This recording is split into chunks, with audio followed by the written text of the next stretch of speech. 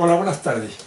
En los años 2023 y 2026 fui invitado por la televisión de Galicia al plató 45, 46, 45.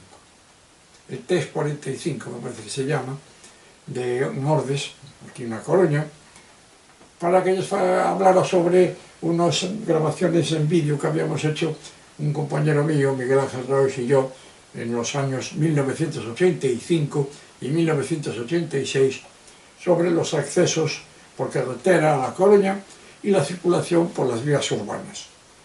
Entonces, como eso tuvo una repercusión bastante grande, yo lo subí no hace mucho, era 4 años, y tuvo una repercusión tan grande, son 4 horas casi de grabación, que les hizo gracia y me invitaron allí para que les explicara el motivo de estas grabaciones. Entonces fui en el 2023 y después volví pues hace muy poco, el 31 de mayo pasado, que me volvieron a llamar porque aquel programa de antes se llamaba ¿Qué manda ahí? Y este se llama Tarde Piaches. Entonces estuve allí, le expliqué, muchos ya vieron el primero, y bueno, a ver si les hace gracia este segundo también. E Isa, a ver, que che parece? A mí pareceme... Que te vexe aí moi ben acompañada, pero a min apetece ir por aí, pareceche? Ti vente para aquí. Vale, perfecto. Sinto non levar nada comigo, podía ter un periquito ou algo deso, pero nada. Que prefires que me senta, ao teu carón? Ti senta onde ti queiras. Vale, pois vou me sentar. Aquí pode estar o meu carón acompañando aquí o noso vindeiro convidado que de verdade é increíble. Estamos tan ben acompañados, temos uns temas tan interesantes que non damos abasto, pero que agora toca un, porque seguro que moitos de vostedes viron algunha vez vídeos como vídeos e imaxes como estas que van ver agora nas vosas pantallas da cidade da Coruña, vale? Dos anos 80, dos 90, dos 2000, dos últimos 40 anos. E nós imos vos presentar a persoa que está detrás destas imaxes, que as documentou durante tanto tempo, que agora podemos disfrutalas e identificar lugares da Coruña que hoxe xa prácticamente nin existen, ou desde logo a cidade xa non é a mesma. A persoa que está detrás destas imaxes está hoxe aquí con nós no programa, chamase Eduardo Fernández Tafal, e a nós gustarános saber que este home, despois de 54 anos de carné, 16 coches, 2 ou 3 autocaravanas, e non ten unha soa multa, queremos saber quen é este home. Benvido ao noso programa, caramba. Como está? Moi ben. Moi ben. Bueno, antes de nada quero advertir que vou falar en galego, pero eu non sei galego, moito, moito. Pero nótase que ten un acento bárbaro. Non sou universitario do galego, o sea, me gustaría non meter moito a pata. Non a mete nada, home. O peor galego que non se fala, así, Eduardo, así que non hai problema ningún. Nós estamos encantados con vostede, Eduardo, pero queríamos saber, vostede, que é a persoa que está detrás de todas estas imaxes que hoxe en día podemos desfrutar nas redes, vostede, Eduardo, a que se dedicou na vida?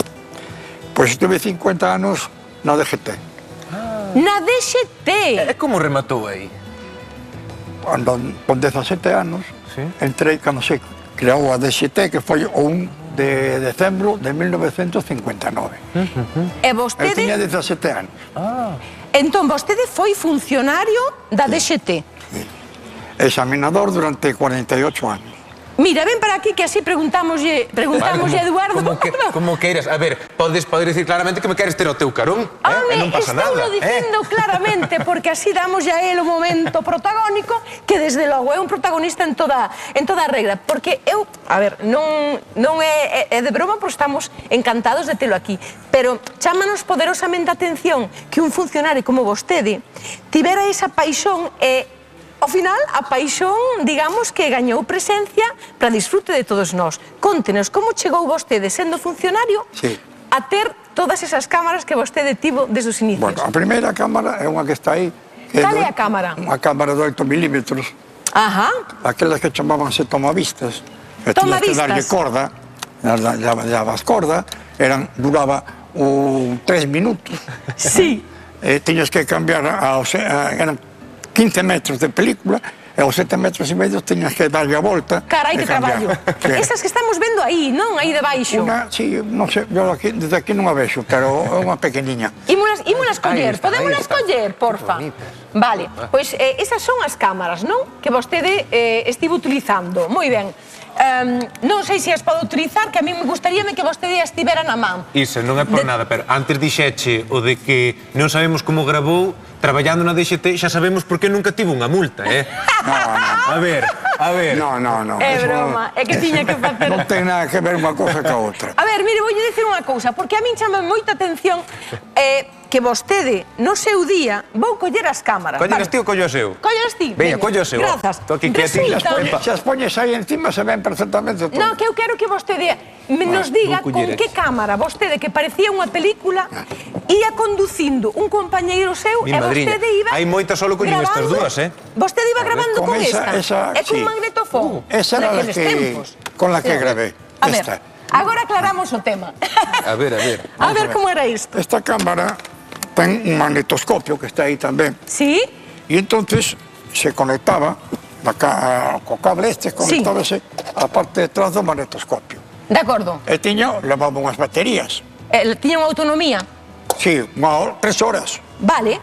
Entonces eu, no coche do meu compañeiro... Que era descapotable, el ia nun coche descapotable por a Coruña adiante. Citroën 2 cavalos.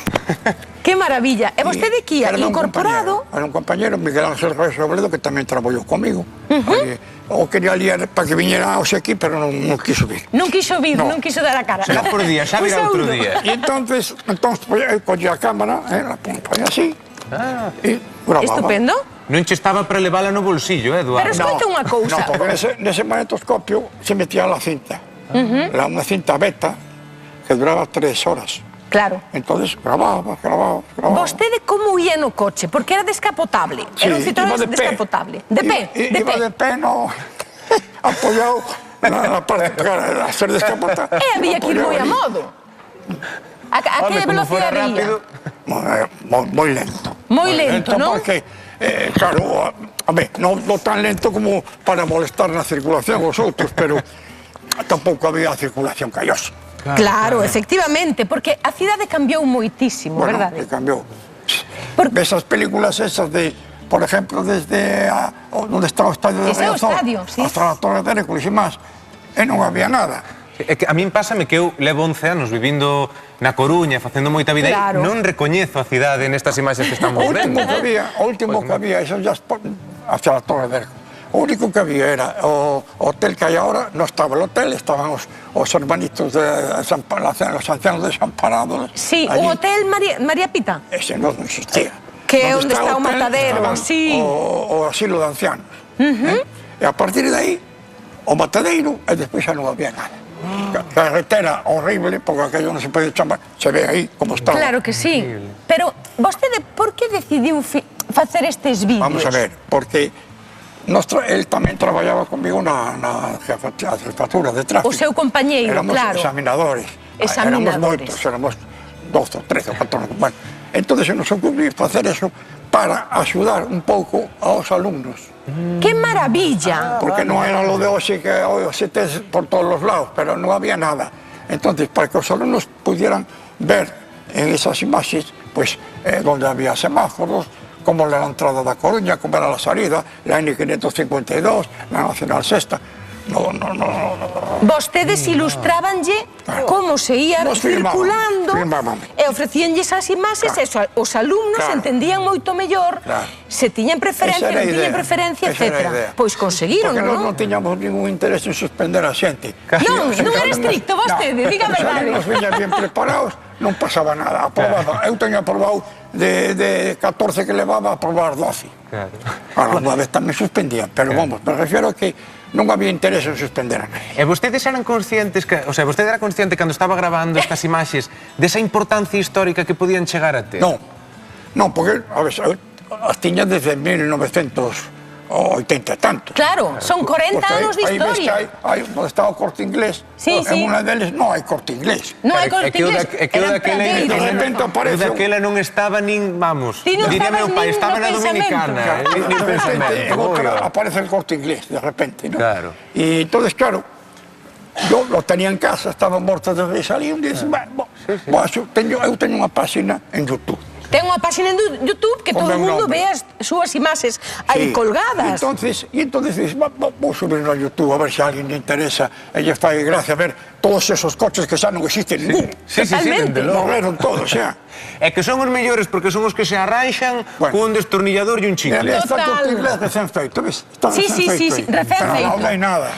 Claro, porque vostede ten imaxes dos últimos 40 anos da Coruña e moita xente, obviamente, cando vai a YouTube e ve esas imaxes, ves así mesmo mellor no seu coche, cousas que xa non existen. Me escriben, me mandan comentarios de América, uno que está justo en Texas, outro que está...